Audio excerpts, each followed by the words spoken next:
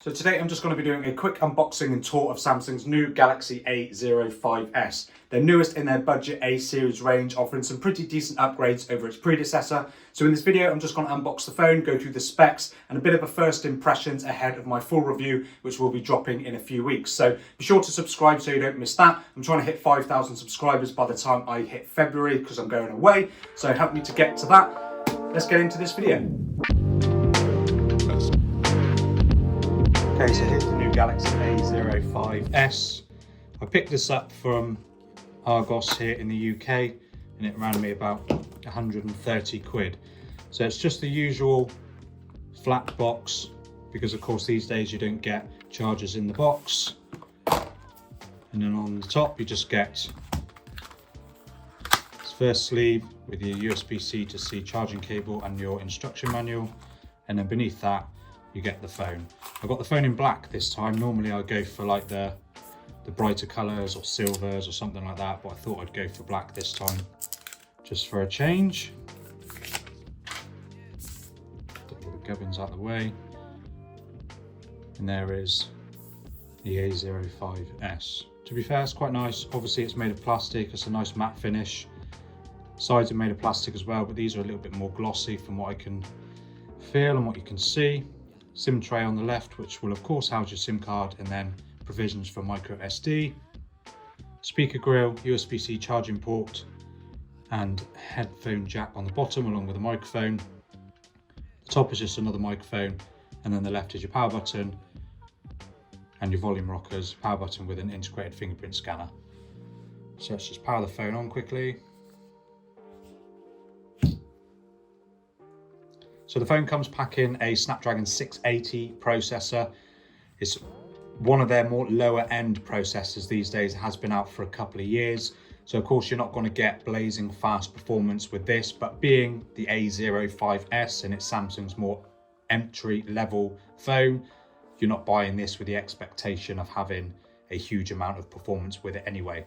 And I've got the base option with just 4 gigs of RAM and 64 gigs of storage. And there is an option with 128 gigs of storage and 128 gigs with 6 gigs of RAM, I believe. Okay, so start.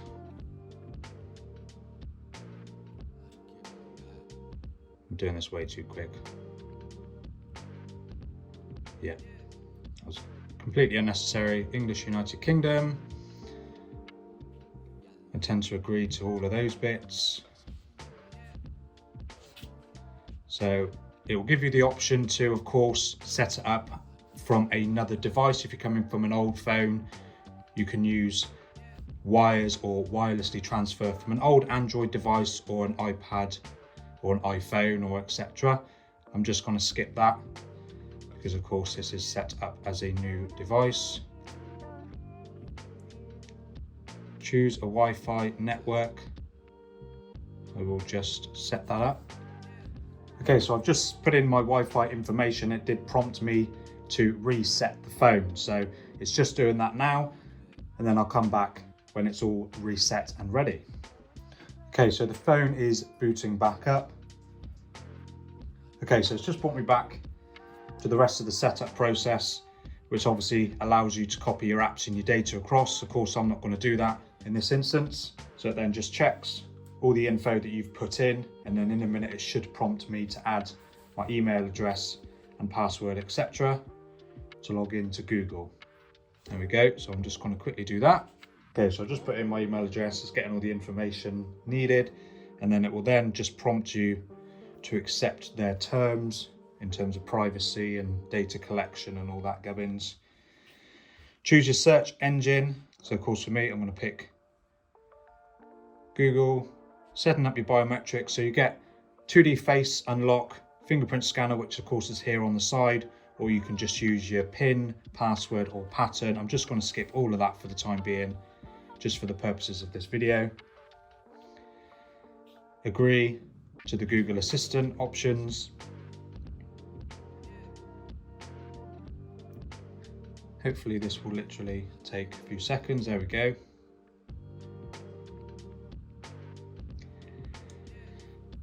Yeah, might as well.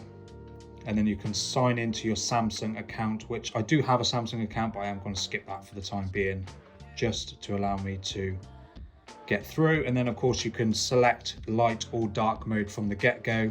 I'm just going to keep it on light mode for the time being, and then of course I can show you how to get to dark mode afterwards. And then with a bit of luck, we'll do that later. Make sure you want to exit, yes.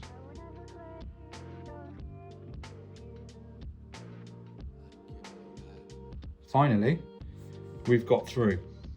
So this is just your bog standard setup, how the phone is out of the box. Apps tray there with just a minimal amount of apps on there. Of course, you've got Netflix on there, and then you've got Samsung's own apps in their own little folder. So it is pretty basic from the get-go, which is nice. There's no bloatware, there's no preloaded games or anything like that, unless of course you select that previous option, which allows you to select some recommended apps to install. So like I said, it's just a bog standard Samsung setup.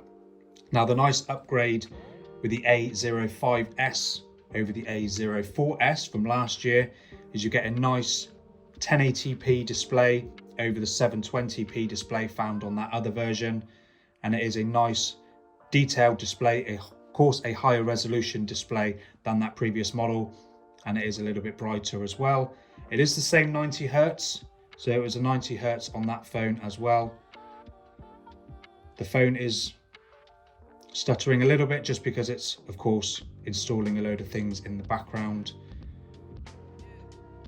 So if I just jump into the settings and just go through some of the bits and bobs on there very quickly. Of course, you've got your Wi-Fi and Bluetooth options there, flight mode, SIM manager, data usage, hotspot and tethering, etc.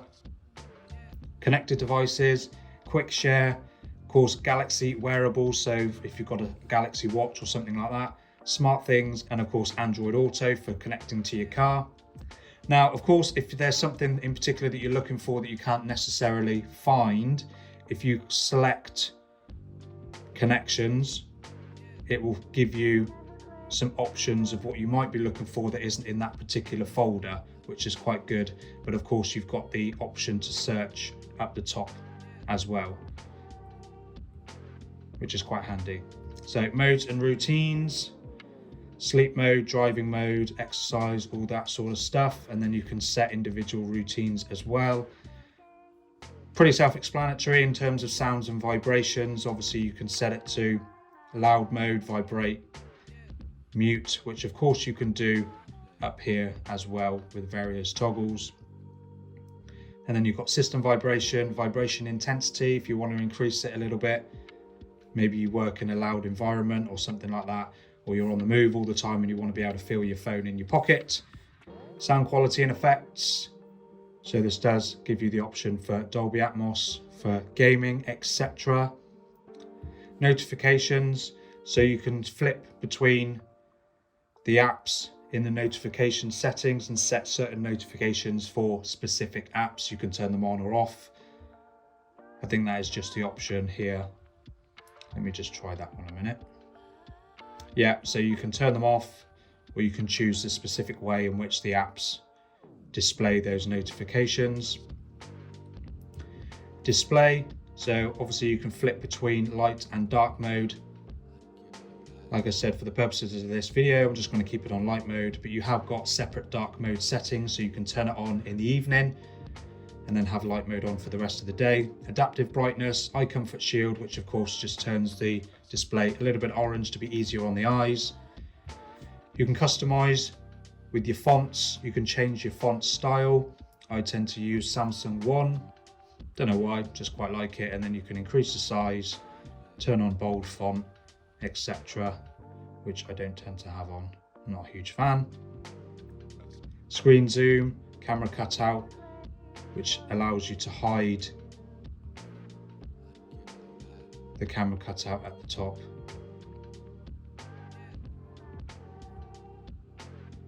I'm probably being thick. I can't work out how to do it. Nevertheless, that's an option you can do. and then your navigation bar, so you can flip between the buttons, and then you can change the orientation of the buttons down the bottom, or you can use the swipe gestures, which does give you a tiny little bit of extra space at the bottom, so you can swipe up.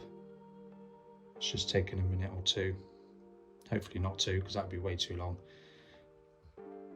So you can open that and then flip down. So it's relatively straightforward. And then you can go into your wallpapers and your style and change your wallpapers. Now, if you click on featured, that's obviously a load of wallpapers that are pre-loaded onto the phone. Picture gallery, of course, I've got no photos, and then a few others. And then wallpaper services, which will then allow you just to go a little bit more into your wallpaper. And then if you click on Galaxy themes, although it probably won't let me do it because I haven't signed into my Samsung account, there we go, but it gives you the option to download all new themes. I tend to sort by the free ones because I'm a cheapskate and I won't pay for them, but you've got loads of options there. You've also got options for icons and complete themes there. Sorry, that was just wallpapers there. That's your themes, which gives you a whole package to choose from. And then the color palette, you can just change various colors. If you turn that on, I've got it on that one. Of course, that's the colors of the icons at the top. But if I switch it to that one, changes the color there. Oh, idiot. Got to reply it first. So as you can see, it's taken a minute to do a few of the tasks on the phone, and that could be down to the processor being used. There we go, it changes the icons there, but I will change it back to that one because that's the one I like. And then you can apply the palette to the app icons as well, which I'm not going to do. And then you can dim the wallpaper when dark mode is on as well, which is quite a nice thing. So it just makes the icons brighter, whereas the background is just a little bit darker. You can of course change your home screen layout. 4x5 is what I've got it on at the moment. You can change it to 4x6, 5x5, just to squeeze a few more icons onto your screen. I won't be doing that. Folder grid as well, app screen grid. And then you can change a few other things with regards to your home screen, so your lock screen layout, app icon badges, all that sort of stuff. Rotate to landscape mode, which I'll turn on. So in theory, there we go. It just flips the whole thing to landscape mode, which I'm not going to use at the moment. And then lock screen options. So lock screen type, of course, I haven't added the biometrics, so there's no security on there, but I will add it at some point. And then that just gives you the information for your widgets, which you can change the information on that. Security and privacy. So of course, it gives you the option for your biometrics, your account information, Find My Mobile, updates, private share, all that sort of stuff in there. Location services. Now you can turn location services on and off for particular apps if you don't want certain apps. Things like maps, it's handy to have it on all the time so it knows where you are for calculating routes, etc. But other apps you might want to turn it off. Safety and emergency, you can add medical information, which I'm not going to do right now. And then you've got other emergency bits and bobs in there. You can manage your Google accounts and your Samsung accounts if you have multiple. I have obviously just got the one. And then you can do the smart switch at a later date, not necessarily just when you set up the phone, for bringing information across as well. Google services information. Tech Talk is my old YouTube name, which I did finally need to change. And then advanced features, you can change side button, quick apps, so you can do that to launch a certain app, whether it be, your gallery or the camera, etc., which I won't set up at the moment. Motions and gestures, double tap to turn on screen. I always have that. I don't normally have that. Turn over to mute. Now I'm going to turn that off. And then I will show you the option with regards to searching for something. If I search for wake, because I quite like the raise to wake feature. Sometimes it's either raise or raise, lift. So I'm assuming it's not on this phone, but that is another option that is on some phones. You can lift to wake. So digital wellbeing and parental controls. Of course, if you've got kids that are going to be using the phone, then you want to set a few boundaries. Battery information, tells you your storage and all those bits. And then if I just quickly jump into software update, it's going to check for updates. And it says we're up to date with current One UI version 5.1. And I believe that's probably going to be based on Android 13. Yep, with a new 1st of September security patch. So it's nice and up to date. Now, quickly jumping into the camera, it's just a single main 50 megapixel camera. You do get a 2x crop option on there. So where's the box? There you go. So it's just your bog standard 50 megapixel photos.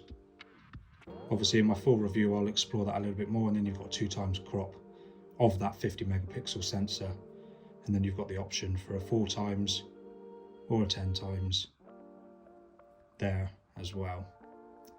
And then the other two cameras are just macro and depth cameras for your portrait shots. So I didn't mean to go out of that. And of course you've got that portrait mode, video mode, and then if you jump into more, you've got a few more options there. Macro, pro, night mode, panorama. All options I will be having a look at in my full review.